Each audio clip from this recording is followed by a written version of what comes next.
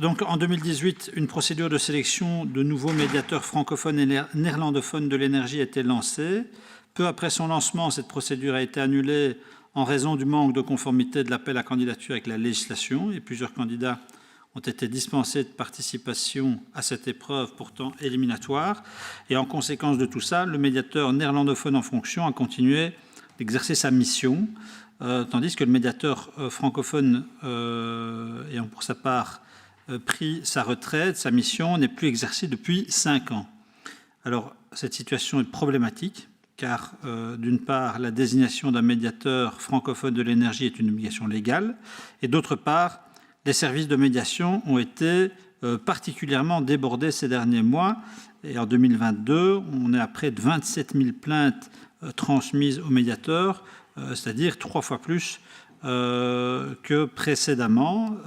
Et en pareille situation, la fonction de médiateur, évidemment, doit être assurée.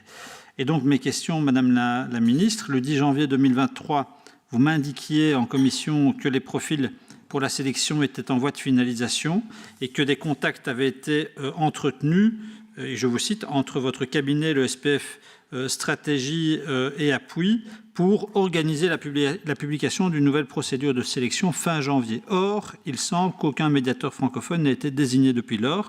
Comment expliquer cette situation?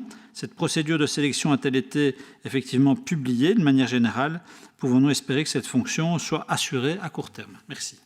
Je suis très sensible, moi, à cette question des prix et de l'accès à l'information pour permettre aux gens de payer le moins cher possible.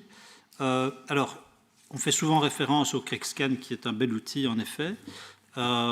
Mais derrière, je crois qu'il y a aussi, et donc il faut encourager son utilisation, mais derrière, je crois qu'il faut aussi s'intéresser aux pratiques, notamment aux pratiques commerciales. On le fait déjà, mais il faut le faire plus, aux pratiques commerciales des fournisseurs. On sait par exemple que sur le site internet d'un fournisseur, en général, ce qui est mis en avant, c'est souvent le produit le plus cher. En tout cas, ce n'est pas nécessairement le produit le moins cher.